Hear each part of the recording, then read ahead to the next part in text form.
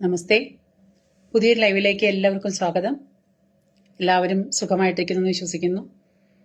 അപ്പോൾ ഇന്ന് ഒരു വിഷയം എന്ന് പറഞ്ഞാൽ, ഇന്നലെ മുതൽ നമ്മൾ ഹൈക്കോടതിയുടെ വിധി വന്നതായിട്ട് നമ്മൾ കണ്ടതാണ്. നമ്മുടെ പാലത്തായി UP സ്കൂളിലെ അധ്യാപകനായ പത്മരാജൻ മാഷ് ആരോപിക്കപ്പെട്ട ലൈംഗിക ആരോപണത്തിൽ മാഷക്കെതിരെ വന്ന വിധി വളരെ ദയനീയമായിരുന്നു. ഒരുപാട് വേദനയുണ്ടാക്കുന്ന ഒരു സംഗതിയായിരുന്നു. കാരണം നമ്മൾ നീതിന്യായ വ്യവസ്ഥകളിൽ വിശ്വസിച്ച് പോകുന്ന നമ്മുടെ രാജ്യത്ത് ആ നീതിന്യായ വ്യവസ്ഥ തന്നെ വലിയൊരു അന്ധകനായി തീരുന്ന ഒരവസ്ഥ, ആ അവസ്ഥ വളരെ സങ്കടത്തോടു കൂടിയേ നമുക്ക് നോക്കിക്കാണാനായിട്ട് സാധിക്കുള്ളൂ.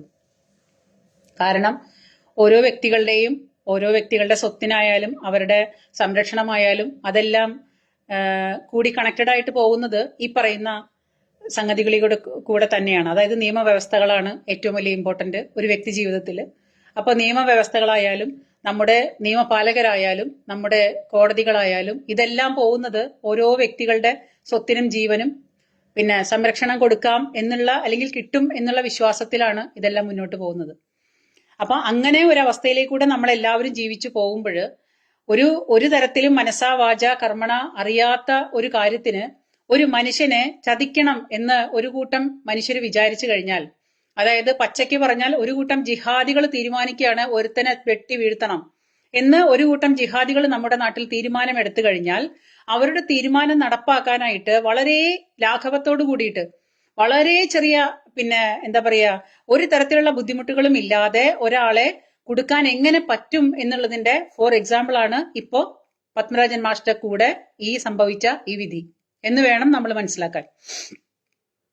ഇന്ന് പത്മരാജൻ മാഷാണ് ഇതിനകത്ത് പെട്ടുപോയത്. നാളെ നമ്മൾ ഓരോരുത്തരുമാണ്. ഇന്ന് പത്മരാജൻ മാഷിന്റെ സ്ഥാനത്ത് ഇന്ന് അദ്ദേഹമാണെങ്കിൽ നാളെ ഇദ്ദേഹത്തിന്റെ സ്ഥാനത്ത് നമ്മൾ ഓരോരുത്തരുമാണ്. കേരളത്തിലെ ഓരോരോ വ്യക്തികളുമാണ് ഈ പറയുന്ന സ്ഥാനത്തിന് വരാൻ പോകുന്നത്. ആ വരാൻ പോകുന്നതിന്റെ വലിയൊരു മുന്നറിയിപ്പാണ് ഇപ്പൊ ഈ സംഭവിച്ചിട്ടുള്ള ഈ വിധിയും ഇതിനോടുകൂടി ഈ മനുഷ്യൻ അനുഭവിക്കുന്ന മാനസികമായിട്ടുള്ള ബുദ്ധിമുട്ടുകളും. സത്യമായ കാര്യമാണ്. സത്യത്തിന് നേരെ നമ്മൾ മുഖം തിരിച്ചിട്ട് യാതൊരു കാര്യവുമില്ല. സത്യം എന്നും സത്യം തന്നെയാണ്. അപ്പോ മനസാ വാച ഒരു മനുഷ്യൻ അറിയാത്ത കാര്യമെന്ന് പറയാനായിട്ട് ഭക്ഷണം കഴിക്കുന്ന മൂക്ക് കഴിപ്പിട്ടുള്ള എല്ലാ മനുഷ്യർക്കും സാധാരണഗതിയിൽ ചിന്തിച്ചാൽ ഇതിനിപ്പം ഈ അവസ്ഥ ഇതൊരു ചതിയാണെന്ന് മനസ്സിലാക്കാനായിട്ട് പാഴൂര് പഠിപ്പുര വരെ പോണ്ട ഒരാവശ്യവുമില്ല. ഏതൊരു തലയ്ക്ക് വെളിവുള്ളവനും, മൂക്ക് കഴിപ്പിട്ടുള്ള തലയ്ക്ക് വെളിവുള്ള ഏതൊരു മനുഷ്യനും ഈ വിധി വരുത്തി തീർത്തതാണെന്നോ, അല്ലെങ്കിൽ ഈ വിധിയില് ഇതിന്റെ സംഭവിച്ച കാര്യങ്ങൾ മുഴുവനും എഴുതി ചേർക്കപ്പെട്ടതാണ്, അല്ലെങ്കിൽ ഒരാളെ ചതിക്കാൻ ഒരു വിഭാഗം ഒരു മനുഷ്യനെ ചതിക്കാൻ വേണ്ടി മനഃപൂർവ്വം എഴുതിയുണ്ടാക്കിയ അല്ലെങ്കിൽ മെനഞ്ഞുണ്ടാക്കിയ സംഗതിയാണെന്ന് ഏതൊരു മനുഷ്യനും, ഏതൊരു 10 വയസ്സായ കുട്ടിക്ക് പോലും ഈ സംഭവം വായിച്ചാൽ മനസ്സിലാവും. വളരെ വ്യക്തതയോട് കൂടിയിട്ടാണ് പല പോസ്റ്റുകളും ഞാൻ കണ്ടത്, പല പോസ്റ്റുകളും ഞാൻ വായിച്ചത്. അപ്പൊ ആ പോസ്റ്റുകളിൽ നിന്നിട്ടൊക്കെ മനസ്സിലാക്കിയത് നിഷ്കളങ്കനായ ഒരു മനുഷ്യനെ ഒരു വിഭാഗം ജിഹാദികളെല്ലാം കൂടി ചേർന്ന് അങ്ങ് വെട്ടി വീഴ്ത്തി. അതാണ് സംഭവിച്ചത്. നാളെ നമ്മൾ ഓരോരുത്തരുമാണ് ഇതിന്റെ പ്രതിഭാഗത്തോ അല്ലെങ്കിൽ ബാധ്യഭാഗത്തോ ഒക്കെ വരാൻ പോകുന്ന. ഇവർ വിചാരിച്ചാൽ, ഈ ഒരു പറ്റം മനുഷ്യർ വിചാരിച്ചാൽ ആരെയാണ് കൊടുക്കാൻ സാധിക്കാത്തത്? അപ്പോ ഇതിൽ ഏറ്റവും കൂടുതൽ ചരട് വലിക്കാൻ കൂട്ടുനിന്നിട്ടുള്ളതെന്ന് പറഞ്ഞാൽ 10 വയസ്സായ ഒരു കുട്ടിയാണ്. 10 വയസ്സായ ഒരു കുട്ടി ആൺകുട്ടിയല്ല, പെൺകുട്ടിയാണ്. 10 വയസ്സായ ഒരു പെൺകുട്ടിയെ കരുവാക്കിക്കൊണ്ട്, 10 വയസ്സായ ഒരു കുട്ടി പറഞ്ഞ വാക്കുകളിൽ ഉറച്ചു വിശ്വസിച്ചുകൊണ്ട്, 10 വയസ്സായ ഒരു കുട്ടി പലതവണ, അതായത് എന്റെ വിശ്വാസം ശരിയാണെന്നുണ്ടെങ്കിൽ ഒരു 155 തവണ, വെറും ഒരു തവണ 2 തവണയല്ല, 155 തവണ വാക്കുകൾ മാറി മാറി മൊഴി മാറ്റി പറഞ്ഞ ആ കുട്ടിയുടെ വാക്കിന്റെ അടിസ്ഥാനത്തിലാണ് ഒരു മനുഷ്യന്റെ ജീവന് ഒരു പുല്ല് വില കൽപ്പിക്കാതെ ജീവപര്യന്തം തടവ് ശിക്ഷ കിട്ടിയിട്ടുള്ളത്. നമ്മുടെ നാട്ടില് 10 വയസ്സായ ഒരു പെൺകുട്ടി അവള് വിളിച്ചു പറയാണ്, അയാൾ എന്നെ പീഡിപ്പിച്ചു, പത്മരാജൻ മാഷ് എന്നെ പീഡിപ്പിച്ചു. അത് ഒരുപാട് തവണ പീഡിപ്പിക്കുകയല്ല ചെയ്തത്, എന്നെ ബലാത്സംഗം ചെയ്തു. അതായത് ശുചിമുറിയിൽ വെച്ചിട്ടാണ്. സ്കൂളിൽ പഠിക്കുന്ന, അതായത് പാലത്തായി UP സ്കൂളിൽ പഠിക്കുന്ന അധ്യാപകനായിരുന്ന പത്മരാജൻ മാഷാണ് ഇതിലെ പ്രതി. അദ്ദേഹം FB-യില് അദ്ദേഹത്തിനോട് ഇവർക്ക് തോന്നാനുണ്ടായ വൈരാഗ്യത്തിന്റെ കാരണം എന്ന് പറഞ്ഞാൽ അദ്ദേഹം FB-യില് പൗരത്വ നിയമ ഭേദഗതിയെ കുറിച്ചിട്ട് പോസ്റ്റ് ഇട്ടു. ആ പോസ്റ്റ് ഇവർക്കാർക്കും താല്പര്യപ്പെട്ടില്ല. കാരണം പാലത്തായി UP സ്കൂൾ എന്ന് പറഞ്ഞു കഴിഞ്ഞാൽ ഒരു മുസ്ലിം മാനേജ്മെന്റ് സ്കൂളാണെന്നാണ് ഞാൻ കേട്ടറിവ്. അപ്പൊ ആ മുസ്ലിം മാനേജ്മെന്റ് സ്കൂളിലെ ഒരു RSS പ്രവർത്തകൻ അല്ലെങ്കിൽ BJP പ്രവർത്തകനായിരുന്നു പത്മരാജൻ മാഷ്. അദ്ദേഹം അവിടെ വർക്ക് ചെയ്തുകൊണ്ടിരിക്കുമ്പോൾ പൗരത്വ ഭേദഗതിയുടെ അനുകൂലമായിട്ടൊരു പോസ്റ്റ് ഇട്ടു. ആ പോസ്റ്റ് ഇട്ടത് അവിടെ ആർക്കും അത്ര രസിച്ചില്ല. അതോടുകൂടിയിട്ട് അദ്ദേഹം ആ പോസ്റ്റ് ഡിലീറ്റ് ആക്കി. ആ പോസ്റ്റ് അദ്ദേഹം ഡിലീറ്റ് ചെയ്തു. അദ്ദേഹം അങ്ങനെ ഒരു പോസ്റ്റ് ഇട്ടു. ഒരു വ്യക്തിയാണ്, ആ വ്യക്തി ഒരു മാഷാണ്, ആ സ്കൂളിലെ മാഷാണെന്ന് എന്ന് ഉള്ളതിനേക്കാൾ ഉപരി അദ്ദേഹം ഒരു വ്യക്തിയാണ്. അദ്ദേഹത്തിന് ഒരു കുടുംബമുണ്ട്, അദ്ദേഹത്തിന് ഒരു സമൂഹമുണ്ട്, അദ്ദേഹത്തിന് വ്യക്തിപരമായ അദ്ദേഹത്തിന്റെ ഇഷ്ടങ്ങളുണ്ട്, അദ്ദേഹത്തിന് വ്യക്തിപരമായ പാർട്ടി അല്ലെങ്കിൽ പൊളിറ്റിക്സ് അല്ലെങ്കിൽ അദ്ദേഹത്തിന്റെ എല്ലാ കാര്യങ്ങളിലും അദ്ദേഹത്തിന്റെ ടേസ്റ്റ് ഉണ്ട്.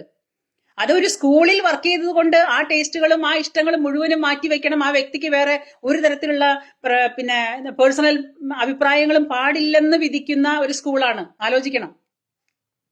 അപ്പൊ ആ സ്കൂളിൽ വർക്ക് ചെയ്തു എന്നുള്ളതിന്റെ പേരില് സ്വന്തമായിട്ട് അദ്ദേഹത്തിന്റെ FB പോസ്റ്റിലിട്ട ഒരു പോസ്റ്റ് അദ്ദേഹത്തിന് ഡിലീറ്റ് ചെയ്യേണ്ട ഗതികേട് വരികയാണ്. അദ്ദേഹം ഡിലീറ്റ് ചെയ്തു. അവിടെ കൊണ്ട് നിൽക്കുന്നുണ്ടോ? ഇല്ല.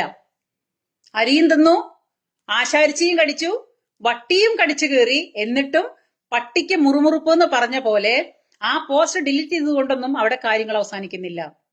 കാര്യങ്ങൾ അവിടെ നിന്ന് തുടങ്ങുകയാണ്. ആ സ്കൂളിലെ തന്നെ അറബി അധ്യാപിക കുട്ടികളുടെ വീടാന്തരം കയറി ക്യാൻവാസിങ്ങിന് വേണ്ടി ഇറങ്ങിയിട്ട് ആ അധ്യാപിക വീടാന്തരം കയറി ഇറങ്ങിയിട്ട് സംസാരിക്കുന്നതിനിടയ്ക്ക്, കുട്ടികളെ ക്യാൻവാസ് ചെയ്യുന്നതിനിടയ്ക്ക് ഒരു കുട്ടിയുടെ ഒരു വീട്ടിൽ ചെന്നപ്പോഴ് ഒരു മുസ്ലിം നാമധാരിയായിട്ടുള്ള ഒരുത്തന്റെ വീട്ടിൽ ചെന്നപ്പോഴ് അവര് ചോദിക്കാണ്, എന്തെങ്കിലും തരത്തിൽ കേസ് ഉണ്ടാക്കിയിട്ട് ഈ മാഷയെ പിടിച്ച് അകത്തിട്ടൂടെ, എന്നിട്ട് അവനെ അങ്ങ് അവസാനിപ്പിച്ചൂടെ എന്നാണ് ചോദ്യം. ഇതൊന്നും ഞാനായിട്ട് ഇമാജിൻ ചെയ്തുണ്ടാക്കുന്നതല്ല, കഴിഞ്ഞു പോയ കാര്യങ്ങളുടെ ഒരു തുടർച്ച എന്നോണം ഞാൻ പറയുന്നു മാത്രം. എനിക്കിങ്ങനെ ഒരു കഥ ഉണ്ടാക്കാൻ പറ്റില്ല, നിങ്ങൾക്ക് എല്ലാവർക്കും അറിയാലോ. അപ്പൊ ആ അധ്യാപികയോട് ചോദിക്കാണ്, ഈ മാഷയെ നമുക്ക് അങ്ങ് പൂട്ടിക്കൂടെ, എന്തെങ്കിലും ഇല്ലാത്ത കേസിന്റെ പേരും പറഞ്ഞിട്ട് ഇയാളെ അങ്ങ് പൂട്ടിക്കൂടെ എന്ന് ചോദിക്കുകയാണ്. അതിനടുത്ത നിമിഷം അവരുടെ ഈ പറയുന്ന ആളുടെ പെങ്ങളുടെ മകളെ കൊണ്ട് തന്നെ ഈ ചോദിച്ച മനുഷ്യന്റെ പെങ്ങളുടെ മകള് തന്നെയാണ് ഈ 10 വയസ്സായ ഒരു കുട്ടി ഈ മാഷ്ക്കെതിരെ ബലാത്സംഗം ചെയ്തു, മാഷ് ബലാത്സംഗം ചെയ്തു എന്ന് പറഞ്ഞിട്ട് ഈ 10 വയസ്സായ കുട്ടിയാണ് മാഷ്ക്കെതിരെ മൊഴി കൊടുക്കുന്നതും പ്രശ്നമുണ്ടാക്കുന്നതും. ആ കുട്ടിയുടെ മൊഴിയുടെ അടിസ്ഥാനത്തിലാണ് ഒരു അധ്യാപകനായിരുന്ന ഒരു മനുഷ്യനെ പിടിച്ച് ഇതുപോലെ തേജോവധം ചെയ്ത് ജയിലിലടയ്ക്കാതെ ഈ കൂട്ടക്കാർ അടങ്ങിയിരുന്നില്ല. അവിടുത്തെ പോലീസും അവിടുത്തെ നിയമപാലകരും എല്ലാവരും ഈ ഒരു കാര്യത്തിന് വേണ്ടി ഇറങ്ങിത്തിരിച്ചു. അവിടുത്തെ നിയമപാലകരെല്ലാവരും കൂടി ഈ പറയുന്ന കേസിനെ അന്വേഷിച്ചു. അതിൽ മാഷ് കുറ്റക്കാരനല്ല, മാഷ ഭാഗത്തുനിന്ന് ഒരു പ്രശ്നം ഉണ്ടായിട്ടില്ല, മാഷെ കൊടുക്കാൻ വേണ്ടി മനഃപൂർവ്വം കെട്ടിച്ചമച്ചതാണെന്ന് എല്ലാം തെളിവ് സഹിതം കണ്ടുപിടിച്ചിട്ടും ഈ കൂട്ടക്കാര് അടങ്ങിയിരുന്നില്ല. അവർക്ക് ആവശ്യം എന്തായിരുന്നു? RSS പ്രവർത്തകനായ അല്ലെങ്കിൽ ഒരു ഹിന്ദുവായ അല്ലെങ്കിൽ ഒരു BJP പ്രവർത്തകനായ പത്മരാജൻ മാഷെ അങ്ങ് അട്ടപടലം വെട്ടി നിരത്തുക എന്നുള്ളതാണ് ഈ കൂട്ടക്കാരുടെ അത്യാവശ്യം. അത് അവരുടെ അത്യാവശ്യമായിരുന്നു. ആ അത്യാവശ്യം മുൻനിർത്തിക്കൊണ്ടാണ് 10 വയസ്സുകാരിയായ ഒരു പെൺകുട്ടിയെ മുൻനിർത്തി ഈ കളികളെല്ലാം കളിച്ച്. ഞാൻ ചോദിക്കുന്നേ, ഇത്രയും പ്രായമുള്ള, ഇത്രയും കാലം പഠിപ്പിച്ച ഒരു അധ്യാപകനോട് ഒരു പെൺകുട്ടി കാണിക്കുന്ന ഗുരുനാഥനോടുള്ള നിന്ന, അത് ആ പെൺകുട്ടി ഇപ്പൊ 10 വയസ്സായിട്ടുള്ളൂ. ആ പെൺകുട്ടി ജീവിച്ച കാലം മുന്നോട്ട് പോകും തോറും ഈ കാണിച്ച ചതിക്കുള്ള ശിക്ഷ ഈശ്വരൻ കൊടുക്കുമെന്ന്. അത് ക്രിസ്തു ആണെങ്കിലും കൃഷ്ണനാണെങ്കിലും ഈ പറയുന്ന നബി ആണെങ്കിലും ശരി, ഈ വിശ്വാസം, നമ്മൾക്ക് എല്ലാവർക്കും ഒരേ വിശ്വാസങ്ങളുണ്ടല്ലോ. ഹിന്ദു മതമാണെങ്കിലും ഹിന്ദു സംസ്കാരമാണെങ്കിലും ക്രിസ്ത്യൻ വിശ്വാസമാണെങ്കിലും ഈ പറയുന്ന മുസ്ലിം നാമധാരികൾ വിശ്വാസമുള്ളവരാണെങ്കിൽ കൂടിയിട്ടും എല്ലാവരും മനസ്സറിഞ്ഞു വിളിക്കുന്ന നല്ലവനായ നമ്മുടെ ദൈവത്തോട് നമ്മൾ വിളിക്കുന്ന ആ വിളിയുണ്ടെങ്കിൽ, അങ്ങനെ ഒരു ഈശ്വരനുണ്ടെങ്കിൽ, ഒരു ഈശ്വരനും ഒരു കിതാബിലും പറഞ്ഞിട്ടില്ല ഒരു മനുഷ്യനെ ചതിച്ചു കൊല്ലണമെന്നോ അല്ലെങ്കിൽ ചതിച്ചു വെട്ടി വീഴ്ത്തണമെന്നോ ഒരു കിതാബിലും ഒരു ഈശ്വരനും പറഞ്ഞിട്ടില്ല. എല്ലാ ഈശ്വരന്മാരും അവരവരുടെ കിതാബിൽ പറഞ്ഞിട്ടുള്ളത് നന്മ മാത്രമാണ്. അതാണ് നമ്മുടെ വിശ്വാസങ്ങള്. അപ്പോ അങ്ങനെ ഒരു നന്മയിൽ വിശ്വസിക്കുന്ന അല്ലെങ്കിൽ അങ്ങനെ ഒരു കാര്യത്തിൽ വിശ്വസിക്കുന്ന ഒരു നാട്ടിലെ ഒരു പറ്റം മനുഷ്യർക്ക് എന്തുകൊണ്ടാണ് ഇങ്ങനെ വൈരുദ്ധ്യമായ ചിന്താഗതികൾ വരുന്നതെന്നുള്ളത് ചോദിച്ചാൽ അവർക്ക് നമ്മളെല്ലാവരും നമ്മൾ ഈ പറയുന്ന സംഗതികളില് അവരുടെ വിശ്വാസപ്രകാരം, അവരുടെ വിശ്വാസം എന്ന് പറയാൻ പറ്റില്ല, അവരുടെ തലയ്ക്കകത്ത് അവർ ജനിച്ച് ഭൂമിയിലേക്ക് പിറന്നു വീണ് അവര് പോയി പഠിച്ചു കൊണ്ടുവരുന്ന അവരുടെ കിതാബിലെ ആ അന്ധവിശ്വാസങ്ങൾ കുത്തി നിറച്ചതുകൊണ്ട് ആ കുത്തി നിറയ്ക്കുന്ന അന്ധവിശ്വാസമാണ് ഈ പറയുന്ന ചതികൾക്കെല്ലാം മാനദണ്ഡം. ദൈവത്തിന്റെ പേരും പറഞ്ഞിട്ടാണ്. കുട്ടിക്കാലത്ത് എന്താണോ പഠിക്കുന്നത് അതാണ് ഈ പറയുന്ന തലയിലിറങ്ങിയ വിഷം. ആ വിഷം കുത്തിക്കയറ്റിയത് കൊണ്ടാണ് ഈ നാട്ടിൽ ഒരു മനുഷ്യനെതിരെ ഇത്രയും വലിയൊരു ആരോപണം നടന്നതും ആ മനുഷ്യനെ വെട്ടി നിരത്തിയതും.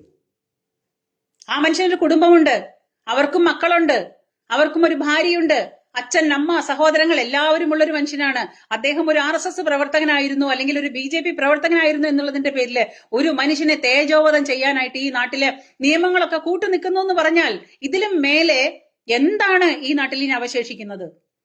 ഒരു പറ്റം മനുഷ്യർ വിചാരിച്ചാൽ, 10 വയസ്സായ ഒരു കുട്ടി വിചാരിച്ചാൽ, 10 വയസ്സായ ഒരു പെൺകുട്ടി വിചാരിച്ചാൽ ഒരു മനുഷ്യന് ജീവപര്യന്തം ജയിൽ വാങ്ങിക്കൊടുക്കാം, അയാളുടെ ജീവിതം അവിടെ കിടന്ന് നരകിച്ച് അവസാനിക്കാം എന്ന് ഈ നാട്ടിൽ വന്നാൽ പിന്നെ ഈ നാട്ടിൽ പിന്നെ എന്താണ് ഇനി നടക്കാൻ ബാക്കിയുള്ളത്? ബാക്കി കേസിന്റെ ഡീറ്റെയിൽസ് ഒന്നും ഞാൻ പറയുന്നില്ല. കാരണം അതിൽ ഓരോ കാര്യങ്ങളും നമ്മൾ ചിന്തിച്ചാൽ നമുക്ക് ഏതൊരു മനുഷ്യനും മനസ്സിലാക്കാവുന്ന, വളരെ ലളിതമായ രീതിയിൽ മനസ്സിലാക്കാവുന്ന കാര്യങ്ങളേ ഉള്ളൂ. ഒരു സ്കൂളില്, പഠിപ്പിക്കുന്ന സ്കൂളില് ഒരു മറ്റേ ടോയ്ലറ്റിൽ പോകാനുള്ള അല്ലെങ്കിൽ ബാത്റൂമിൽ പോകാനുള്ള സൗകര്യങ്ങൾ ഉണ്ടാക്കിയിട്ടുള്ള ഒരു ഹാള് പോലെ ഉണ്ടാക്കിയിട്ട് അതിനെ 6 ഭാഗങ്ങളാക്കിയിട്ട് തിരിച്ചിട്ട് അതിന് കുറ്റിയും കുളത്തും ഒന്നും ഇല്ലാതെ, മേൽക്കൂരയില്ലാതെ, കുറ്റിയും കുളത്തും ഇല്ലാതെ, നമുക്കറിയാലോ ഇപ്പൊ സ്കൂളുകളിലെ മൂത്രപ്പുര എങ്ങനെയാണെന്നുള്ളത് നമുക്ക് എല്ലാവർക്കും അറിയാം. അപ്പൊ ആ സ്കൂളിലെ മൂത്രപ്പുരകളൊക്കെ ഉണ്ടാക്കുന്ന സംവിധാനങ്ങൾ നമ്മളൊക്കെ സ്കൂളിൽ പോയിട്ടുള്ളതാണ്. അവിടെ എന്താണ് എങ്ങനെയാണെന്നുള്ള സൗകര്യങ്ങളൊക്കെ നമുക്കും മനസ്സിലാവും പറഞ്ഞാല്. അപ്പൊ അതേപോലെ തന്നെ ഈ സ്കൂളിലും പ്രത്യേകിച്ച് വേറെ എന്താ പറയാ, ഒരു കുറ്റിയും കുളത്തും പോലും ഇല്ലാത്ത, വാതിലൊന്നും ഇല്ലാത്ത അങ്ങനെ ഒരു മൂത്രപ്പുര, ആ മൂത്രപ്പുരയിൽ ഒരേ സമയം 6 കുട്ടികൾക്ക് യൂസ് ചെയ്യാൻ പറ്റുന്ന രീതിയിലാണ് അത് ഉണ്ടാക്കിയിട്ടുള്ളത്. അത് മാത്രമല്ല, ആ മൂത്രപ്പുരയുടെ അതിന്റെ ചുമരിനോട് തൊട്ട് തന്നെ 10-40 കുട്ടികളോളം പഠിക്കുന്ന ഒരു ക്ലാസ്സുമുണ്ട്. അവിടുന്ന് അങ്ങോട്ടാണ് ഈ മൂത്രപ്പുര നിൽക്കുന്നത്. അപ്പോ ഈ മൂത്രപ്പുരയിൽ, ഈ ഓപ്പൺ ആയിട്ട് കിടക്കുന്ന ഈ മൂത്രപ്പുരയിൽ എന്ത് സംഭവിച്ചാലും ഒരു ചെറിയൊരു ശബ്ദം പുറത്തേക്ക് എടുത്താലും അത് പുറത്തേക്ക് കേൾക്കാവുന്ന രീതിയിലുള്ള സൗകര്യങ്ങളാണ് ആ സ്കൂളിലുള്ളത്. അങ്ങനെയുള്ള ഒരു അവസ്ഥയിലാണ് അവിടുത്തെ ക്ലാസ് നിൽക്കുന്നത്. 40ഓളം കുട്ടികൾ പഠിക്കുന്ന ക്ലാസ്സില് ഇവിടെ ഈ ബലാത്സംഗം ചെയ്ത 10 വയസ്സായ ഒരു കുട്ടിയെ മാഷ് ഇങ്ങനെ ക്രൂരമായി ബലാത്സംഗം ചെയ്യുമ്പോ ഈ കുട്ടി ഒരു അക്ഷരം മിണ്ടില്ലേ? റബ്ബർ ബാവയൊന്നും അല്ലല്ലോ. മൂത്രപ്പുരയിൽ കൊണ്ടിട്ടിട്ട് ഇതുപോലെ ബലാത്സംഗം ചെയ്തിട്ട് സ്വന്തം പരിപാടികളൊക്കെ മാറ്റിയിട്ട് മിണ്ടാതെ എണീറ്റ് പോവാൻ വേണ്ടിയിട്ട് ഈ പറയുന്ന റബ്ബർ പാവയുടെ മേലെ അല്ലല്ലോ ഇത് ചെയ്യുന്നത്. ഒരു കോമൺ സെൻസ്, ഒരു കോമൺ സെൻസ് ഉള്ളവന് ചിന്തിച്ചാൽ മനസ്സിലാക്കാവുന്ന ഒരു കാര്യമാണിത്. ആ കുട്ടിയെ ബലാത്സംഗം ചെയ്തിട്ട് ആ കുട്ടി ഒരക്ഷരം മിണ്ടിയില്ലെന്നുള്ളതാണ്. അത് മാത്രമല്ല, വൈകുന്നേരം 4 മണിക്ക് സ്കൂള് വിട്ടിട്ട് പുറത്തോട്ട് പോകുന്നത് വരെ വളരെ ഹാപ്പി ആയിട്ട് ആനന്ദിച്ച് തിമിർത്ത് കളിച്ചു നടന്നിരുന്ന ഒരു പെൺകുട്ടി. ആ പെൺകുട്ടിയാണ് എന്നെ മാഷ് ഈ പറയുന്ന മൂത്രപ്പുരയിൽ ഇട്ടിട്ടാണ് ബലാത്സംഗം ചെയ്തത്. അത് മാത്രമല്ല, മൂത്രപ്പുരയുടെ വാതിലേക്ക് കുറ്റിയും കുളത്തും പോലും ഇല്ല. അത് മാത്രമല്ല, സംഭവിച്ചു എന്ന് പറയുന്നത് ഉച്ചസമയത്താണ്. ഉച്ചസമയത്ത് ലഞ്ച് ബ്രേക്കിന് എല്ലാ കുട്ടികളും കളിക്കാനായിട്ട് വെളിയിൽ ഇറങ്ങിയ സമയത്ത് ഒരു കുട്ടിയെങ്കിലും മൂത്രമൊഴിക്കാനായിട്ട് ആ ഭാഗത്തേക്ക് വരാതിരിക്കുവോ? ജസ്റ്റ് ഒരു കോമൺ ക്വസ്റ്റ്യൻ. ഒരു കുട്ടിയെങ്കിലും ആ സമയത്തേക്ക് മൂത്രമൊഴിക്കാനായിട്ട് അവിടേക്ക് വരാതിരിക്കുവോ? ഇല്ലല്ലോ. അപ്പൊ ആരും വരാതെ മാഷ സൗകര്യത്തിനനുസരിച്ച് ഈ കുട്ടിയെ വിളിച്ച് മൂത്രപ്പുരയിൽ കിടത്തി മാഷ് ബലാത്സംഗം എല്ലാം കഴിഞ്ഞ് മാഷ്ട മുണ്ടഴിച്ചിട്ട് കുട്ടിയുടെ വായിൽ കുത്തി തിരികിയിരുന്നു എന്നാ പറഞ്ഞത്. എന്നിട്ട് മാഷ മുണ്ടില്ലാതെയാണ് മാഷ് പുറത്തോട്ട് പോയത്. അതിനേക്കാളും ഒരു വിരോധാഭാസം. ബലാത്സംഗം കഴിഞ്ഞിട്ടേ മാഷ് അടിവസ്ത്രം മാത്രം ഇട്ടിട്ട് മുണ്ടില്ലാതെ മാഷ് പുറത്തു പോയി. കേൾക്കാൻ നല്ല തമാശയല്ലേ? ഇത് വെള്ളരിക്കാപട്ടണമാണ്. കേരളം ഇപ്പോ വെള്ളരിക്കാപട്ടണമാണ്. നമ്മളെല്ലാവരും പറയുമ്പോൾ ചോദിക്കാറുണ്ട്, ഇതെന്താ വെള്ളരിക്കാപട്ടണമാണോ, ഇവിടെ ഇങ്ങനെയൊക്കെ നടക്കുമെന്ന്? അതെ, നമ്മുടെ നാട് ഒരു വെള്ളരിക്കാപട്ടണമായി മാറിക്കഴിഞ്ഞു. ഒരു വിഭാഗം ജിഹാദികൾ വിചാരിച്ചാൽ ആരെ വേണമെങ്കിലും എന്തും ചെയ്യാം. ഒരു വിഭാഗം ജിഹാദികൾ വിചാരിച്ചാൽ ആരെ വേണമെങ്കിലും എങ്ങനെ വേണമെങ്കിലും ചതിക്കാം, എന്ത് വേണമെങ്കിലും ചെയ്യാം. ഇപ്പൊ ഞാനിത് പറഞ്ഞതുകൊണ്ട് നോക്കിക്കോളൂ, ഞാനിപ്പോ ന്യായത്തിന്റെ ഭാഗത്ത് ന്യായം പറഞ്ഞതുകൊണ്ട് എനിക്ക് കേൾക്കാത്ത തെറികളൊന്നും ഉണ്ടാവില്ല. ഓരോരുത്തർ ഇപ്പൊ വന്നു തുടങ്ങിയിട്ടുണ്ടാവും ഇൻബോക്സിൽ എന്നെ തെറി വിളിക്കാനായിട്ട്. കേട്ടാൽ അറയ്ക്കുന്ന തെറിയായിരിക്കും എനിക്ക് കിട്ടുക. ഈ പറയുന്നവരെ മുഴുവനും, ഈ ജിഹാദികളെ മുഴുവനും പാലൂട്ടി വളർത്തുന്നത് ഈ പറയുന്ന കമ്മ്യൂണിസമാണ്, അല്ലെങ്കിൽ മറ്റേ രാഷ്ട്രീയം, ഒന്നുകിൽ കോൺഗ്രസ് അല്ലെങ്കിൽ പിന്നെ കമ്മ്യൂണിസ്റ്റ്. ഈ രണ്ട് രാഷ്ട്രീയ പാർട്ടികൾക്കും ഈ പറയുന്നവന്മാരെ പാലും തേനും കൊടുത്ത് വളർത്തി തീറ്റിപ്പോറ്റി കൊണ്ടുവരാണ്. കാരണം വോട്ട് ബാങ്കാണ്. ഇല്ലെങ്കിൽ ഞങ്ങൾ വോട്ട് ചെയ്യില്ലെന്നേ. ഞങ്ങൾ ചെയ്യുന്ന തെണ്ടിത്തരങ്ങൾക്ക് നിങ്ങൾ കൂട്ടുനിന്നാലേ ഞങ്ങൾ നിങ്ങൾക്ക് വോട്ട് ചെയ്യുള്ളൂ. പച്ചയായ യാഥാർത്ഥ്യമാണ്. അതാണ് ജിഹാദികൾ ഇവിടെ വളരുന്നത്. അതാണ് ജിഹാദികളുടെ പെറ്റുപെരുകുന്നത്. ജിഹാദികൾ പറയുന്നിടത്താണ് ഈ രാഷ്ട്രീയക്കാര്, നമ്മുടെ രാഷ്ട്രീയക്കാര്, ജിഹാദികൾ ഒരു വര വരച്ചിട്ട് അവിടെ നിൽക്കാൻ പറഞ്ഞാൽ ജിഹാദികൾ അവിടെ നിൽക്കും. ഇവര് രാഷ്ട്രീയക്കാര്. അതാണ് നാടിന്റെ ശാപം. നിയമവ്യവസ്ഥകളെ കയ്യിലെടുക്കുകയാണ്. ഒരറ്റവുമില്ലാതെ അന്തമില്ലാതെ വരുന്ന ഈ പറയുന്ന അന്യനാടുകളിൽ നിന്നും മറ്റുള്ള പിന്നെ വിദേശ ഫണ്ടുകളിൽ നിന്നും വരുന്ന പണങ്ങളെ കൊണ്ട് ഇതേപോലുള്ള ധൂർത്തുകളാണ് നടക്കുന്നത്. പണമാണിന്ന് ഏറ്റവും വലുത്. പണത്തിന് മേലെ പരുന്തും പറക്കില്ലെന്ന് പറഞ്ഞത് പണമാണ് വലുത്. പണം കൊടുത്തിട്ട് നിയമവ്യവസ്ഥയെ കയ്യിലെടുക്കുന്നു, പണം കൊടുത്തിട്ട് നിയമവ്യവസ്ഥയെ ഒതുക്കുന്നു, പണം കൊടുത്തിട്ട് തനിക്ക് നേരെ തോന്നുന്ന, ദേഷ്യം തോന്നുന്ന മനുഷ്യരെ വെട്ടി വീഴ്ത്തുന്നു. ഇതാണ് നമ്മുടെ നാട്ടിൽ ഇന്ന് നടക്കുന്ന ഏറ്റവും വലിയ വിരോധാഭാസം. പണമുണ്ടെങ്കിൽ എന്തുമാവാം. രാഷ്ട്രീയവും പണവും, ഒരു കാര്യം വിട്ടുപോയി, രാഷ്ട്രീയം കൂടി വേണം. ഈ രാഷ്ട്രീയക്കാരും ഈ പണവും നമ്മളെ സേവിക്കാനാണെന്ന് പറഞ്ഞിട്ട് ഈ നാട്ടിൽ നടക്കുന്ന ഈ രാഷ്ട്രീയ പാർട്ടിക്കാരുണ്ടല്ലോ, ഈ രാഷ്ട്രീയ പാർട്ടിക്കാർ വിചാരിച്ചാൽ ഈ നാട്ടിലെ സാധാരണ പൗരനെ ഒന്നുമല്ലാണ്ടാക്കാൻ പറ്റും. അതാണ് നമ്മുടെ ജനായത്ത് ഭരണം. ജനങ്ങളാൽ തെരഞ്ഞെടുക്കുന്ന ജനായത്ത് ഭരണത്തില് ഈ രാഷ്ട്രീയക്കാര് ഇവരൊക്കെ കാര്യങ്ങൾ നടക്കാൻ വേണ്ടി ഇപ്പൊ എല്ലാവരെയും കൂടി കയ്യും കാലും പിടിച്ച് കാലിന്റെ അടി കഴുകി വെള്ളം കുടിക്കുന്ന കാലാണിപ്പോ. കാരണം വോട്ട് വേണം. വോട്ട് വേണമല്ലോ, വോട്ട് വേണം. അപ്പൊ ആ വോട്ട് നമ്മുടെ കയ്യിലാണ്. ആ വോട്ട് കിട്ടാൻ വേണ്ടിയിട്ട് നമ്മുടെ കാല് കഴുകി വെള്ളം കുടിക്കാൻ പറഞ്ഞാൽ വെള്ളം കുടിക്കും, നമ്മുടെ കുട്ടികളുടെ ചന്തി കഴുകിച്ചു കൊടുക്കാൻ പറഞ്ഞാൽ ചന്തി കഴുകിച്ചു കൊടുക്കും. ആ കാലമാണിപ്പോ. അത് കഴിഞ്ഞിട്ട് ഇവന്മാരുടെ കയ്യിൽ വോട്ട് കിട്ടിക്കഴിഞ്ഞാൽ പിന്നെ ഇവന്മാര് ചെയ്യുന്നത് ഒരു സാധാരണ പൗരനെ, ആ വോട്ട് കൊടുത്ത ആ നാട്ടിലത്തെ ഒരു വോട്ടവകാശമുള്ള ഒരു മനുഷ്യനാണ് ഈ പറയുന്ന പത്മരാജൻ മാഷ്. ആ പത്മരാജൻ മാഷും ഇതുപോലൊരു വോട്ടവകാശിയാണ്, അവരുടെ കുടുംബക്കാരും. അങ്ങനെ ഒരു മനുഷ്യനെ വെട്ടി വീഴ്ത്താൻ വിചാരിച്ചാൽ ഇവരും അവർക്ക് കൂട്ടുനിൽക്കുന്ന ഒരവസ്ഥയാണ് നമ്മുടെ നാട്ടില്. എന്താണ് വിരോധാഭാസമാണ്, ഒന്ന് ആലോചിച്ച് നോക്കൂ. എവിടെ വരെ എത്തി കാര്യങ്ങള്. ഒരു മുസ്ലിം ആധിപത്യമുള്ള ഒരു നാട്ടില് അവിടുത്തെ ഒരു സാധാരണ പൗരന് ജീവിക്കാൻ പറ്റില്ലെന്ന് അവര് വേണ്ടെന്ന് വെച്ചാൽ വേണ്ടെന്ന്. ഇത് എത്ര കാലം മുന്നോട്ട് പോവും? ഈ പറയുന്ന മുസ്ലിം വർഗക്കാർക്ക് തന്നെ സ്വയം നാണം തോന്നുന്നില്ലേ? ഇവരുടെ വർഗക്കാരി കിടന്ന് കാണിച്ചു കൂട്ടുന്ന തോന്നിവാസങ്ങളും ദുഷ്ടത്തരങ്ങളും ഇപ്പം ബോംബ് ഭീഷണിയും ബോംബ് അവസ്ഥകളൊക്കെ കഴിഞ്ഞിട്ട് കുറച്ചേ ആയിട്ടുള്ളൂ. കണ്ടില്ലേ, കുറെ നിരപരാധികളെ കൊന്നൊടുക്കി. ഈ പറയുന്ന ഈ തെണ്ടിത്തരങ്ങളും ഈ തോന്നിവാസങ്ങളും ഈ നാട്ടിൽ നടക്കുമ്പോൾ ഇത് ന്യായമല്ല, അന്യായമാണെന്ന് അറിഞ്ഞിരുന്നു കൊണ്ട് ഈ വിഭാഗക്കാരുടെ തലപ്പത്തിരിക്കുന്ന ഏതെങ്കിലും ഒരുത്തൻ വായ തുറക്കുന്നതായിട്ട് നിങ്ങൾ കാണുന്നുണ്ടോ? ഇവർക്കെതിരെ രാഷ്ട്രീയ പാർട്ടികൾ നിൽക്കില്ല, ശരി, അവർക്ക് വോട്ട് ബാങ്കാണ്.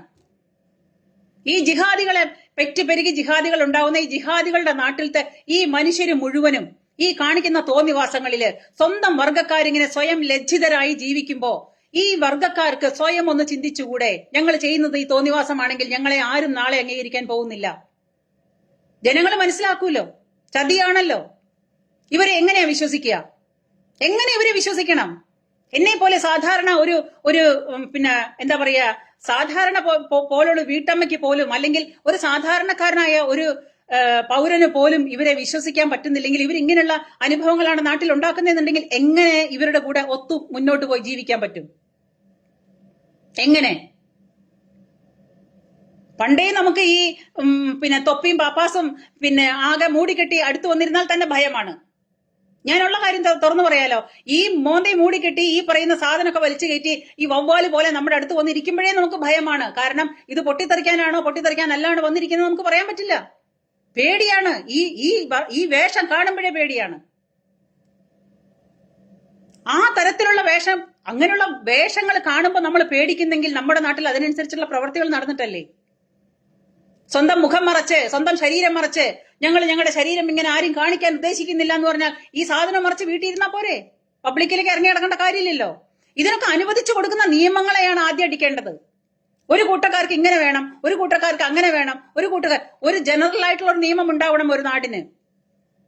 ഒരു നാടിന് എന്ത് ജാതിയാണെങ്കിലും ശരി, ജാതിയും മതവും ഒക്കെ അവനവന്റെ സ്വന്തം വീട്ടില്.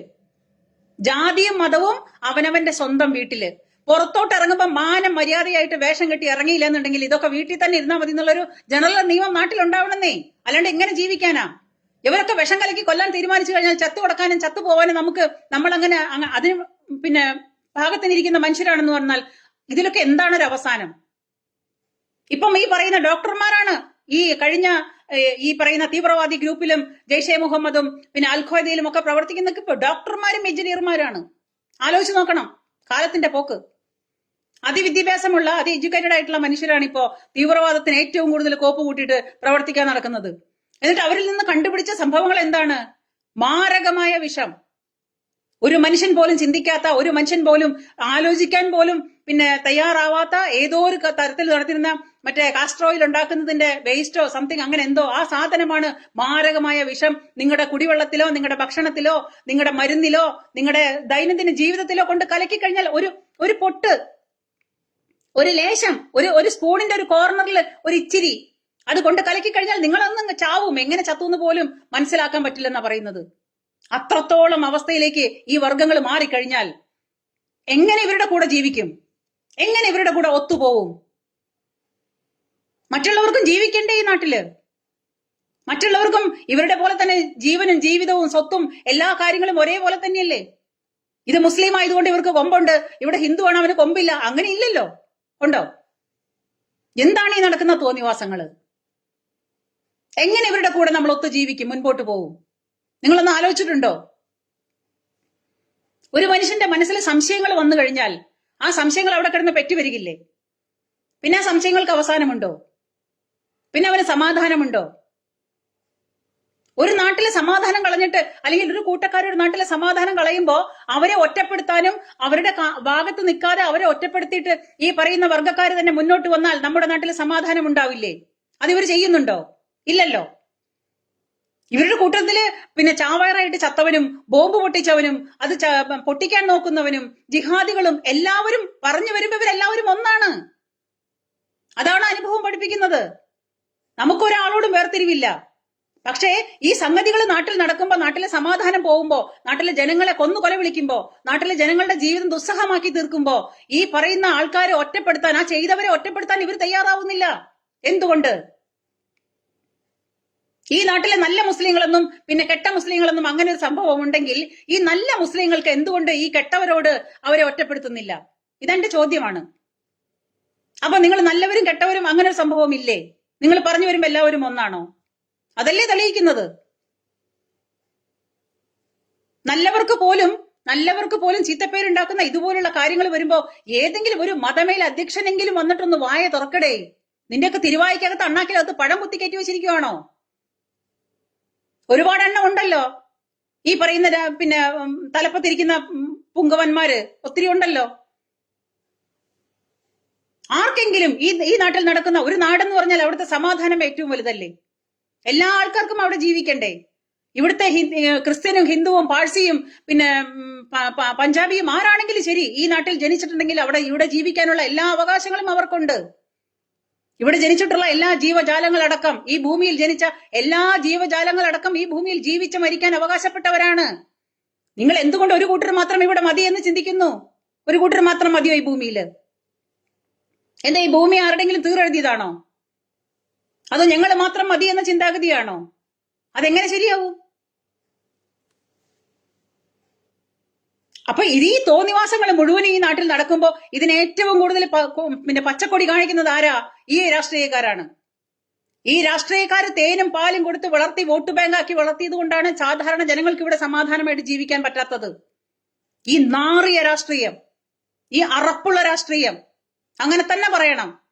ഒരു തരത്തിലും ഒരു മനുഷ്യനെ സമാധാനമായിട്ട് ജീവിക്കാൻ വിടാത്ത ഈ നാറിയ രാഷ്ട്രീയക്കാരാണ് ഈ പറയുന്ന ജിഹാദികളെ പെറ്റുവരുത്ത് പാലും തേനും കൊടുത്ത് വളർത്തുന്നത്.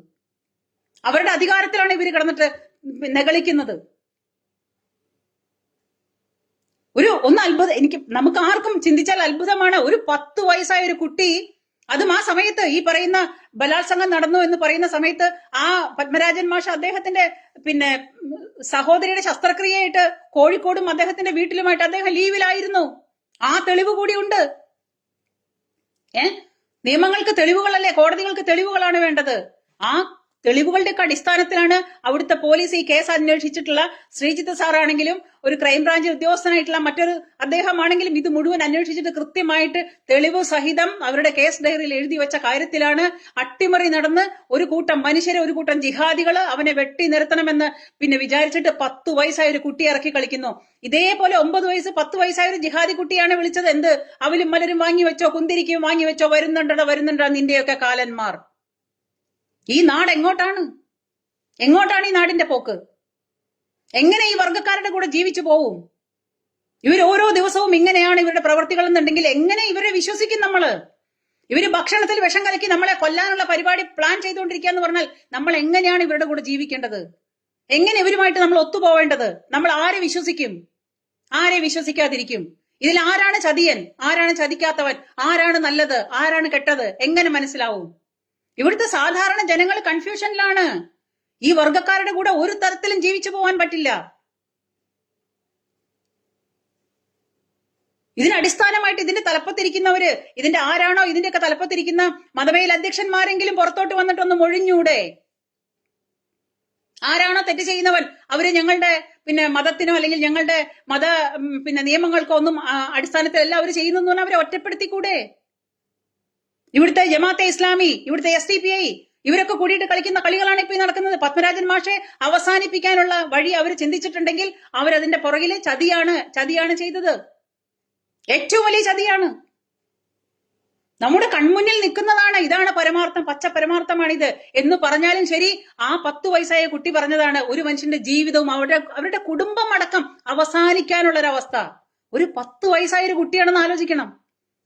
ഒരു 10 വയസ്സായ ഒരു പെൺകുട്ടി, നിഷ്കളങ്കമായ ഒരു പെൺകൊച്ച്, അവരുടെ കുട്ടികളെയൊക്കെ നമ്മൾ അത്രയും പൂ പോലെ നിഷ്കളങ്കമായിട്ട് കാണുന്നതാണ് കുട്ടികള്.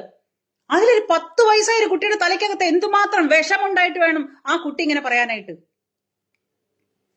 ഒരു ആരോഗ്യവാനായിട്ടുള്ള ഒരു മനുഷ്യൻ അവരെ കാലത്തൊട്ട് ഇത്രയും പ്രാവശ്യം മൂത്രപ്പുരയിലിട്ട് പീഡിപ്പിച്ച് റേപ്പ് ചെയ്ത് ബലാത്സംഗം ചെയ്ത് വലിച്ചു കീറിയിട്ട് വൈകുന്നേരം വരെ ചാടി കളിച്ച് നടന്ന് വൈകുന്നേരം വീട്ടിൽ ചെന്നിട്ട് അറിഞ്ഞില്ല എന്നൊക്കെ പറയുമ്പോ ഈ നാടകം, ഈ ഡ്രാമ, ഈ വർഗ്ഗക്കാർ കാണിക്കുന്നത് എന്താണ് ഈ നാട്ടില്? ഇതിനൊക്കെ ഒരു കൂമ്പുണ്ടോ? ഇതിനൊക്കെ ഒരു അവസാനമുണ്ടോ? ഒരു മനുഷ്യനോട് ചെയ്യുന്നത്, അതായത് ഏതൊരു മനുഷ്യനായാലും ശരി, അത് ജിഹാദികളാവട്ടെ, അത് മറ്റുള്ളവരാവട്ടെ, എല്ലാവരും നമ്മളൊക്കെ മനുഷ്യരല്ലേ? ഈ ജമാഅത്തെ ഇസ്ലാമി ആണെങ്കിലും SDPI ആണെങ്കിലും ഇതിലൊക്കെ ഉള്ളത് മനുഷ്യരല്ലേ? മൂക്ക് കിഴിപ്പിട്ടുള്ള മനുഷ്യനല്ലേ? സാധാരണ സ്ത്രീകൾ, അമ്മമാര് പ്രസവിച്ച് വളർത്തി കൊണ്ടുവന്ന 10 മാസം ചുവന്ന് പ്രസവിച്ച് വളർത്തിക്കൊണ്ടുവന്ന മനുഷ്യരല്ലേ? അല്ലാണ്ട് ഇവനൊന്നും കടുവയും പുലിയും ആനയൊന്നും അല്ലല്ലോ പെറ്റത്. മനുഷ്യൻ പെറ്റതല്ലേ? മനുഷ്യർക്കുണ്ടായതല്ലേ? അല്ല, എനിക്ക് സംശയമാണ് ഇത് മനുഷ്യന്റെ തന്നെ ഉണ്ടായതാണോ ഈ വർഗ്ഗക്കാരെന്ന്. സത്യമാണ്. ഇതുപോലെ ക്രൂര കൃത്യങ്ങൾ ചെയ്യുമ്പോൾ നമ്മൾ അതിന്റെ അപ്പുറത്തേക്കൊക്കെ ചിന്തിച്ചു പോവുകയാണ്. അതുപോലത്തെ അവസ്ഥകളാണ് ഈ ഭൂമിയിൽ ഉണ്ടാക്കി തീർക്കുന്നത്. എന്തിനു വേണ്ടി? ആരെ പിടിച്ചടക്കാൻ വേണ്ടി? ഈ ഭൂമിയിൽ ജനിച്ചിട്ട് വളരെ തുച്ഛമായ വളരെ കുറച്ച് ദിവസങ്ങൾ നമുക്ക് ജീവിക്കാൻ കിട്ടി. ആ ദിവസത്തിനുള്ളിലാണ് ചതിയും വഞ്ചനയും കൊടും ക്രൂരതയും വെല്ലുവിളിയും ഇനി അതിന് മേലെ പറയാനായിട്ട് വാക്കുകളില്ല. നീ വേണ്ട, ഞാൻ മാത്രം മതി. ഇതാണ് ഇവരുടെ തീരുമാനം. നേരെയുള്ളവനെ അപ്പുറത്തുള്ളവനെ അങ്ങ് വെട്ടി നിരത്തുക. വേണ്ട, നീ വേണ്ട, ഞങ്ങൾ മാത്രം മതിന്നേ. ഇവിടെ ഞങ്ങൾ മാത്രം മതി. എന്നിട്ട് ഇവൻ ചത്തു പോകുമ്പം ഇവന്റെ ചത്തു തൊലഞ്ഞിട്ട് ഇവൻ മേപ്പോട്ട് പോകുമ്പം ഈ പറയുന്ന ഉണ്ടാക്കി വെട്ടി പിടിച്ചത് മുഴുവൻ ഇവൻ കൊണ്ടുപോകുവോ? അതുകൊണ്ടാണോ പോകുന്നേ? എന്തിനു വേണ്ടിയിട്ടാണ് ഈ കാണിച്ചു കൂട്ടുന്നത്? ചതിയും വഞ്ചനയും പിടിച്ചുപറിയും ഈ പറയുന്ന ക്രൂരതകളും എല്ലാം ചെയ്തിട്ട് ഈ കുറച്ച് കാലയളവിൽ ജീവിക്കുന്ന നമ്മള് എന്തിനു വേണ്ടി, ആർക്ക് വേണ്ടി? അനുഭവിക്കാതെ പോവില്ലല്ലോ. ഈ ചെയ്തു കൂട്ടിയവന്റെ 10 തലമുറ അനുഭവിക്കാതെ പോവില്ലല്ലോ. കർമ്മ എന്ന് പറയുന്നൊരു സംഗതിയുണ്ട് ഈ ഭൂമിയിൽ. അതിന് കോടതിയോ പോലീസോ ഒന്നും അതിന് നേരെ എതിരല്ല. ഈ കർമ്മ, അവരവര് ചെയ്ത കർമ്മത്തിന് താൻ നിരന്തരം ചെയ്യുന്ന കർമ്മങ്ങൾ താൻ അനുഭവിച്ചിടുകന്നേ വരൂ എന്ന് പറയുന്ന ആ അനുഭവിക്കുന്ന സമയത്ത് 72 ഹൂറികളോ നിങ്ങളുടെ കിതാബോ നിങ്ങളുടെ കഴുത്ത് വെട്ടണതോ ഇതൊന്നുമല്ല. ഈ ഭൂമിയില് ഒരു കർമ്മം എന്ന് പറയുന്ന ഒരു സത്യം നിലനിൽക്കുന്നുണ്ട്. അതിന് അടിമപ്പെട്ട് ജീവിക്കും. അത് കിട്ടിയേ തീരൂ. അത് ആ കുടുംബത്തിന്റെ, ഈ ചതി ചെയ്തവന്റെ കുടുംബത്തിന്റെ 10 തലമുറ അനുഭവിക്കും ഇതുപോലുള്ള ചതികള്. ഇന്നത്തെ ദിവസങ്ങളൊക്കെ കഴിഞ്ഞു പോവും, ഈ ദിവസങ്ങളും കഴിഞ്ഞു പോവും. പത്മരാജൻ മാഷ് സുപ്രീം കോടതിയിൽ പോയേക്കാം, അദ്ദേഹത്തിന് സുപ്രീം കോടതി വെറുതെ വിട്ടേക്കാം, തെളിവുകളുടെ അടിസ്ഥാനത്തിലോ എന്തോ ആവട്ടെ. അതിലൊന്നും യാതൊരു തരത്തിലുള്ള തർക്കത്തിനും ഞാൻ ആളല്ല. കാരണം കോടതി കാര്യങ്ങളാണ്, അത് കോടതിയുടെ വഴിക്ക് തന്നെ പോട്ടെ. പക്ഷെ കർമ്മദോഷം, കർമ്മം എന്നൊരു സംഗതി ഉണ്ട് ഈ ഭൂമിയിൽ. ഒരു പടച്ചോനും വന്നിട്ട് അത് മാറ്റാൻ പറ്റില്ല. ഒരു പടച്ചോനോ കൃഷ്ണനോ ക്രിസ്തുവോ നബിയോ ഏതാളോ ആയിക്കോട്ടെ, ഒരു വിശ്വാസങ്ങൾക്കും അതിനെ മാറ്റാൻ സാധിക്കില്ല. ആ കർമ്മം അനുഭവിച്ച് തന്നെ തീരും, അനുഭവിക്കും. ഈ ഭൂമിയിൽ ചെയ്തിട്ടുണ്ടെങ്കിൽ ഈ ഭൂമിയിൽ തന്നെ അനുഭവിക്കും, അനുഭവിക്കാതെ പോവില്ല. ഇന്ന് പത്മരാജൻ മാഷിന്റെ മനസ്സ് പൊരിയുന്നുണ്ടെങ്കിൽ, അവരുടെ കുടുംബം കണ്ണീരൊഴുക്കുന്നുണ്ടെങ്കിൽ, ഈ പറയുന്ന കുടുംബം, ഈ പറയുന്ന വർഗങ്ങള് അതുപോലെ കത്തിത്തീരും. അവരുടെ കണ്ണുനീരിൽ കത്തിയമരും, കത്തിത്തീരും. അനാവശ്യമായിട്ട് നമ്മളൊരു മനുഷ്യന്റെ കണ്ണില് മനസ്സിൽ വിഷമം ഉണ്ടാക്കി കണ്ണുനീര് വീഴ്ത്തിയിട്ടുണ്ടെങ്കിൽ, അത് ഏത് ജാതി ആയിക്കോട്ടെ, മതമായിക്കോട്ടെ, ഏത് വിശ്വാസമായിക്കോട്ടെ, അനുഭവിക്കാതെ പോവില്ല. അതിലൊരു തർക്കമില്ലാത്ത കാര്യമാണ്. പണിയെടുത്താൽ അവന് കൂലിയുണ്ട്. അപ്പൊ നിങ്ങൾ പണിയെടുക്കുന്നുണ്ടെങ്കിൽ നിങ്ങൾക്ക് കൂലി കിട്ടും. അത് ഇന്നല്ലെങ്കിൽ നാളെ അത് കിട്ടിയിട്ടേ പോവൂ. എല്ലാവരും ഒരുമിച്ച് ചത്ത ചരിത്രം ഉണ്ടായിട്ടില്ലല്ലോ, എല്ലാവരും ഒരുമിച്ച് ചാവില്ലല്ലോ. കാണാം നമുക്ക് കാത്തിരുന്ന്. ഈ ചതിയുടെ പുറകില് ഓരോരുത്തരായിട്ട് പുഴുത്ത് അവസാനിക്കുന്നത് നമുക്ക് കാണാം. പത്മരാജൻ മാഷ കണ്ണീന്ന് വരുന്നത് കണ്ണീരാണെങ്കിൽ, അവരുടെ കുടുംബത്തിൽ നിന്ന് വരുന്നത് കണ്ണീരാണെങ്കിൽ അനുഭവിക്കാതെ പോവില്ല. അത് ഏതവനായാലും ശരി. അപ്പൊ നമ്മളൊന്ന് മനസ്സിലാക്കേണ്ടത് നമ്മുടെ നാടിന്റെ ഇന്നത്തെ അവസ്ഥ എന്താണെന്നാണ്. നമ്മൾ ഭയപ്പെടേണ്ടതാണ്. നാളെ നമ്മളോട് തോന്നാണ്, ഇപ്പൊ എന്നോട് തോന്നാണ് ഞാൻ ഇനി ഈ ഭൂമിയിൽ വേണ്ട, എന്നെ ചതിക്കാനായിട്ട് നോക്കുകയാണെങ്കിൽ അതിനും ഇതുപോലെ പരിപാടികൾ ഉണ്ടാക്കാം, പ്ലാൻ ചെയ്യാം, ഒരു മനുഷ്യനെ വെട്ടിവീഴ്ത്താം. ഈ നിയമങ്ങളും രാഷ്ട്രീയക്കാരും എല്ലാം അവർക്ക് അനുകൂലമാണ്. പണമുണ്ടെങ്കിൽ ആ പണം കൊടുത്ത് എന്തും ഒതുക്കാം. പണമാണ് മുഖ്യം. രാഷ്ട്രീയം, പണം, ഇത് രണ്ടും ഉണ്ടെങ്കിൽ ഈ ഭൂമിയിൽ എന്തുമാവാം. അത് കയ്യിലുള്ളവനെ എന്തും ചെയ്യാം. അതാണ് നമ്മുടെ നാട് തെളിയിക്കുന്നത്. നമ്മുടെ നിയമവ്യവസ്ഥകൾ നമ്മളെ പഠിപ്പിക്കുന്നത് ഇതൊക്കെ തന്നെയാണ്. ഒന്നും ചെയ്യണ്ട, നമ്മൾ ഒരു കാര്യങ്ങൾക്കും പോകണ്ട. നിരപരാധിയാണെങ്കിൽ കൂടിയിട്ട് ഇപ്പൊ ഈ കേസിൽ തന്നെ, ഇപ്പൊ ഈ പോലീസിന്റെ കേസിൽ തന്നെ ഞാൻ നിങ്ങളോട് ചൂണ്ടിക്കാണിക്കാൻ മറ്റൊരു കേസാണ് വാളയാർ കേസ്. 9 വയസ്സും 10 വയസ്സോ 9 വയസ്സോ 8 വയസ്സായ 2 കുട്ടികളെ കൊന്ന് കെട്ടിത്തൂക്കി, ബലാത്സംഗം ചെയ്ത് കൊന്ന് കെട്ടിത്തൂക്കിയ കേസാണ്. ആ കുഞ്ഞുമക്കളെ നിരന്തരം പീഡിപ്പിച്ച് കമ്മ്യൂണിസ്റ്റ് ഭാരവാഹിയായിരുന്ന ഒരു മാർക്സിസ്റ്റ് ഭാരവാഹിയായിരുന്ന ഒരുത്തൻ ദിവസങ്ങളോളം ആ കുഞ്ഞുമക്കളെ പീഡിപ്പിച്ച് ആദ്യം ഒരെണ്ണത്തിനെ കൊന്നു, പിന്നെ രണ്ടാമത്തെ ചത്തു. വാളയാർ കേസ് നമ്മുടെ ഈ ഭരണത്തിലിരിക്കുന്ന ഈ പിണറായി വിജയൻ എന്ന് പറയുന്ന മുഖ്യമന്ത്രിയുടെ ഭരണത്തിലിരുന്ന സമയത്ത് തന്നെ സംഭവിച്ചതാണ്. അവരുടെ അമ്മയുടെ അവസ്ഥയും അവരുടെ അമ്മ അനുഭവിച്ചതും അവരുടെ അമ്മയോട് പെരുമാറിയതും അവിടെ നടന്ന കാര്യങ്ങളും എല്ലാം ഇപ്പോഴും നമ്മുടെ കൺമുന്നിൽ ചിത്രമായിട്ട് ബാക്കിയുണ്ട്. ആ വാളയാർ കേസില് തെളിവെടുപ്പിന്റെ സമയത്ത് പോലീസ് വേണ്ട രീതിയിൽ കൃത്യമായ സമയത്ത് അവിടെ തെളിവെടുപ്പിന് ചെന്നില്ല. തെളിവ് അതുകൊണ്ട് തന്നെ നശിപ്പിക്കപ്പെട്ടു. അതായത് ആ കുട്ടിയെ പീഡിപ്പിച്ച ആ കേസില് ആ സമയത്ത് അതാത് സമയത്ത് ചെയ്യേണ്ട കാര്യങ്ങൾ പോലീസിന്റെ ഭാഗത്തുനിന്ന് വീഴ്ച വന്നതുകൊണ്ടാണ് വാളയാർ കേസില് ഈ 2 കുട്ടികളെ കൊല്ലപ്പെട്ടിട്ടും കൊന്നിട്ടും ഈ പറയുന്ന ചെയ്തവൻ ഈസി ആയിട്ട് രക്ഷപ്പെട്ടു പോയത്. അതും നമ്മുടെ നാട്ടിലാണ്. ചിന്തിക്കണം നിങ്ങള്. രണ്ടും ഒരേ സമയത്ത് നടക്കുന്ന സംഗതികളാ. എന്താ, അവർക്ക് നിയമം ബാധകമല്ലേ? അപ്പൊ ആ സമയത്ത് പോലീസ് നേരത്തോട് നേരം വരെ വൈകിച്ച് അവർക്ക് അവിടുന്ന് തെളിവെടുപ്പിന്റെ ബെഡ്ഷീറ്റ് മാറ്റാനും തെളിവ് നശിപ്പിക്കാനും അവനവന്റെ ഡ്രസ്സ് മാറാനും എല്ലാ കാര്യങ്ങൾക്കും തെളിവ് നശിപ്പിക്കാൻ സമയം കൊടുത്തു പോലീസ്, കേരള പോലീസ്. കാരണം കേരള പോലീസ് ഇരിക്കുന്നത് ആരുടെ കയ്യിലാ? പിണറായി വിജയന്റെ കയ്യിലാണ്. അപ്പോ ആ തെളിവ് നശിപ്പിക്കപ്പെട്ടു. 2 കുഞ്ഞുമക്കളെ കെട്ടിത്തൂക്കി കൊന്നു, ബലാത്സംഗം ചെയ്ത് പതിയെ ബലാത്സംഗം ചെയ്ത് പീഡിപ്പിച്ച് ആ 2 കുഞ്ഞുമക്കളെ കെട്ടിത്തൂക്കി കൊന്നു. ആ കുട്ടികൾ മരിച്ചു. അതിന് സത്യമായിട്ടും അത് ചെയ്ത ആൾ ആരാണെന്നുള്ളത് കണ്ടുപിടിച്ചിട്ടും അവൻ ഈസി ആയിട്ട് നമ്മുടെ കൺമുന്നിൽ നിന്ന് കയറിപ്പോയി. അവൻ ഒരു കുഴപ്പമുണ്ടായില്ല. ഒരു കുട്ടിയല്ല, 2 കുട്ടി. ഒരു പ്രാവശ്യമല്ല, നിരന്തരമായ പീഡനത്തിനൊടുവിലാണ് കെട്ടിത്തൂക്കിയത് 2 കുഞ്ഞുമക്കളെ. നമ്മുടെ നാട്ടിൽ നടക്കുന്ന അവസ്ഥാവിശേഷങ്ങളാണ് ഞാനീ പറയുന്നത്. ആ സ്ഥാനത്ത് 10 വയസ്സായ ഒരു കുട്ടി, അവൾക്ക് യാതൊന്നും സംഭവിച്ചിട്ടില്ല. അവളെ ബലാത്സംഗം ചെയ്ത സമയത്ത് അവൾ വൈകുന്നേരം വരെ ഓടിക്കളിച്ച് നടന്നു. ആ ഓടിക്കളിച്ച് നടന്നു കഴിഞ്ഞ ആ കുഞ്ഞ് വൈകുന്നേരം വരെ ഹാപ്പി ആയിരുന്നു. അത് കഴിഞ്ഞിട്ട് പിന്നെ പോയി പറയണതാണ് എന്ത്? ആ മാഷ് എന്നെ പീഡിപ്പിച്ചു, എന്നെ ബലാത്സംഗം ചെയ്തു. അത് കേട്ടിട്ട് ജീവപര്യന്തം അത് തെറ്റാണെന്ന് തെളിവോടുകൂടി എല്ലാ നിയമവ്യവസ്ഥകളും സമ്മതിച്ചിട്ടും തെളിവ് സഹിതം ഹാജരാക്കിയിട്ടും ആ മനുഷ്യനെ ചതിക്കാൻ വേണ്ടിയിട്ട് ആ 10 വയസ്സായ ഒരു കുട്ടി വിചാരിച്ചപ്പോഴ് വളരെ ഭംഗിയായിട്ട് നടന്നു. അദ്ദേഹത്തെ ജയിലിൽ അടയ്ക്കാൻ പറ്റി. ഇത് നമ്മുടെ നാട്ടിലാണ്. ഇനി ഇതിനേക്കാളൊക്കെ ഒരു തമാശയായിട്ടുള്ള കോമഡി എന്താ വെച്ചാല് ഈ പറയുന്ന കൂട്ടക്കാരുടെയൊക്കെ മദ്രസകളിലെ പീഡനങ്ങള് ഈ പറയുന്ന കൂട്ടക്കാരുടെയൊക്കെ മദ്രസകളിലെ പീഡനങ്ങൾ ഒരു ദിവസം വരുന്നത് നിങ്ങൾ റിപ്പോർട്ടുകൾ എടുത്ത് നോക്കിക്കഴിഞ്ഞാൽ, യൂട്യൂബ് ആണെങ്കിലും വിക്കിപീഡിയ ആണെങ്കിലും സോഷ്യൽ മീഡിയ ആണെങ്കിലും നിങ്ങളൊന്ന് അടിച്ചു നോക്കിക്കഴിഞ്ഞാൽ മദ്രസ പീഡനങ്ങൾ മാത്രം ഈ പറയുന്ന വർഗ്ഗക്കാരെ, മുസ്ലിം വർഗ്ഗക്കാരോട് തന്നെയാണ് ഞാൻ പറയുന്നത്, ഇവരുടെയൊക്കെ മദ്രസകളിൽ നടക്കുന്ന പീഡനങ്ങൾ മാത്രം നിങ്ങൾ നോക്കിക്കഴിഞ്ഞാൽ എണ്ണമറ്റതാണ്. വിരലിൽ എണ്ണാൻ കഴിയാത്തത്രയാണ്. ഉസ്താദ് പീഡിപ്പിച്ചു, ഈ ഉസ്താദ് പീഡിപ്പിച്ചു, മറ്റാൾ പീഡിപ്പിച്ചു, ഈ ഉസ്താദ് ഇങ്ങനെ ചെയ്തു, ഇങ്ങനെ പറയുന്ന പീഡനങ്ങള് അവരുടെ മദ്രസകളിൽ നിരന്തരം നടന്നുകൊണ്ടിരിക്കുന്നതാണ്. നിരന്തരം. അതിലൊന്നും ഈ വർഗ്ഗക്കാർക്ക് യാതൊരു പരാതികളുമില്ല, കേസുമില്ല, യാതൊന്നുമില്ല. അത് ഞങ്ങളുടെയാണ്. മനസ്സിലായോ? കാര്യങ്ങളുടെ പോക്ക് മനസ്സിലായോ? അപ്പോ ഒരു അമുസ്ലിമായവൻ അവൻ തൊലഞ്ഞാൽ അതിനേക്കാളും സ്വർഗം വേറെ യാതൊന്നുമില്ലെന്ന് പഠിക്കുന്ന ആ കിതാബിന്റെ പ്രശ്നമാണ് ഇപ്പൊ ഈ നടക്കുന്ന പ്രശ്നങ്ങൾ മുഴുവൻ. എന്നെ നാളെ ഇനി പരസ്യമായിട്ട് കഴുത്ത് വെട്ടി കൊന്നാലും എനിക്കൊന്നുമില്ല. കാരണം ഇത്ര കാലം ഭൂമിയിൽ ജീവിച്ചോളാം ഞാൻ ആർക്കും വാക്ക് കൊടുത്തിട്ടില്ല. അന്യായം കാണിച്ചാൽ കണ്ടാൽ അത് എന്തായാലും പറയും. ഒരു അമുസ്ലിം കൊല്ലപ്പെടണം, അവൻ കൊല്ലപ്പെടേണ്ടവനാണ്. അമുസ്ലിം അവൻ കൊല്ലപ്പെടേണ്ടവനാണ്. അവൻ ഈ ഭൂമിയിൽ ജീവിക്കാൻ അധികാരമില്ല എന്നെഴുതിയൊരു കിതാബാണ്. ആ കിതാബിന്റെ അടിസ്ഥാനത്തിലാണ് ഇതിങ്ങനെ മുന്നോട്ട് പോകുന്നത്. അതാണ് കുട്ടിക്കാലത്ത് ജനിച്ച കാലം തൊട്ട് ഈ സംഗതികളാണ് തലയ്ക്കകത്തോട്ട് കയറുന്നത്.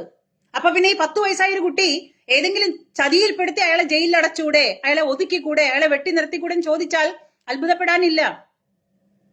10 വയസ്സായ ഒരു കുട്ടി കുന്തിരിക്കം വാങ്ങി വെച്ചോ, അവലും മലരും വാങ്ങി വെച്ചോ, വരുന്നുണ്ടോ നിന്റെ കാലന്മാരെന്ന് പറഞ്ഞാൽ അതിൽ അത്ഭുതപ്പെടാനില്ല. കാരണം തലയ്ക്കകത്തോട്ട് കയറ്റി കൊടുക്കുന്നത് അതുപോലത്തെ വർഗീയ വിഷമാണ്. കുട്ടിക്കാലത്ത് ബുദ്ധി തിരിയാത്ത സമയത്ത് ഈ പറയുന്ന മദ്രസകളിൽ പഠിപ്പിച്ചു കൊടുക്കുന്ന വേദവാക്യങ്ങള് ഇതൊക്കെ തന്നെയാണ്.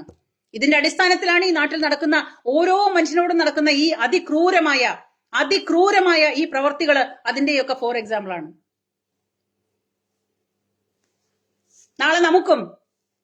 നാളെ ഈ പറയുന്ന RSSകാരായാലും ശരി, BJPക്കാരായാലും ശരി, രാഷ്ട്രീയക്കാരെ നിങ്ങളോട് എല്ലാവരോടും ഞാൻ പറയുന്നത്, ഇതിനൊക്കെ സംഭവിക്കുമ്പോ ആ പറയുന്ന ആള്, ഈ പറയുന്ന ആദർശങ്ങളിൽ മുഴുവനും വിശ്വസിക്കുന്ന ആൾക്കാര്, അവർക്കൊക്കെ അവസാനം വരുമ്പോ ഒരു പട്ടിക്കാളി പോലും തിരിഞ്ഞു നോക്കാനില്ലാത്ത അവസ്ഥയിലേക്ക് കാര്യങ്ങൾ പോകും. എന്ത് ആദർശം പറഞ്ഞ് നടന്നിട്ടും കാര്യമില്ല, ഏത് രാഷ്ട്രീയ പാർട്ടിയോട് കൂടി നിന്നിട്ടും കാര്യമില്ല. ഒരു പ്രശ്നം വന്നാൽ തനിക്ക് താനും പെരക്കി തൂണും മാത്രമേ ഉള്ളൂ, വേറെ ആരും ഉണ്ടാവില്ല. സ്വന്തം കുടുംബക്കാർ വരെ എഴുതി തള്ളും. ആദർശം പറയാനേ കൊള്ളുള്ളൂ, പ്രവർത്തിച്ചിട്ടൊരു കാര്യമില്ല. ഈ നാട്ടിൽ ആര് എങ്ങനെ നല്ലവരെന്ന് ചിന്തിക്കും? ഞാൻ എങ്ങനെ നല്ലൊരു പ്രവർത്തിക്ക് ഇറങ്ങിത്തിരിക്കും? ഒരു പൗരൻ എന്നുള്ള നിലയ്ക്ക് എന്റെ നാടിനോട് എനിക്ക് എന്തെങ്കിലും സേവനം ചെയ്യണമെന്ന് തോന്നിയാൽ ഞാൻ എങ്ങനെ ചെയ്യും? എനിക്ക് അതിനുള്ള സിറ്റുവേഷൻസ് ഉണ്ടോ? അതിനുള്ള സാമൂഹിക ഇടപെടലുകളുണ്ടോ? ഇല്ല. ഞാൻ ഒരിക്കലും ഒരു പ്രൊട്ടക്റ്റീവ് ആയിട്ടല്ല ജീവിക്കുന്നത്. ഒരു പൗരനും ഇവിടെ പ്രൊട്ടക്റ്റീവ് അല്ല. എപ്പോ വേണമെങ്കിലും ആർക്ക് വേണമെങ്കിലും ആരെയും ചതിക്കാം. അവനെ ചതിച്ച് വീഴ്ത്താം. നിയമത്തിന്റെ കൂട്ടുപിടിച്ചിട്ട്, കോടതിയുടെ കൂട്ടുപിടിച്ചിട്ടോ നിയമത്തിന്റെ കൂട്ടുപിടിച്ചിട്ടോ ആർക്ക് വേണമെങ്കിലും എപ്പോ വേണമെങ്കിലും ആരെ വേണമെങ്കിലും ചതിച്ച് വീഴ്ത്താം എന്ന അവസ്ഥയിലേക്കാണ് കാര്യങ്ങൾ പോകുന്നത്.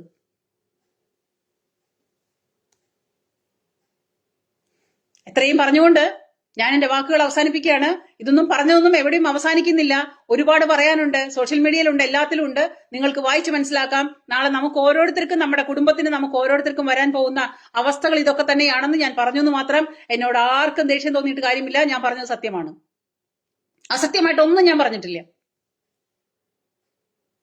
അപ്പൊ ഇത്രയും പറഞ്ഞുകൊണ്ട് എല്ലാവർക്കും നന്ദി, നമസ്കാരം, ജയ് ഹിന്ദ്.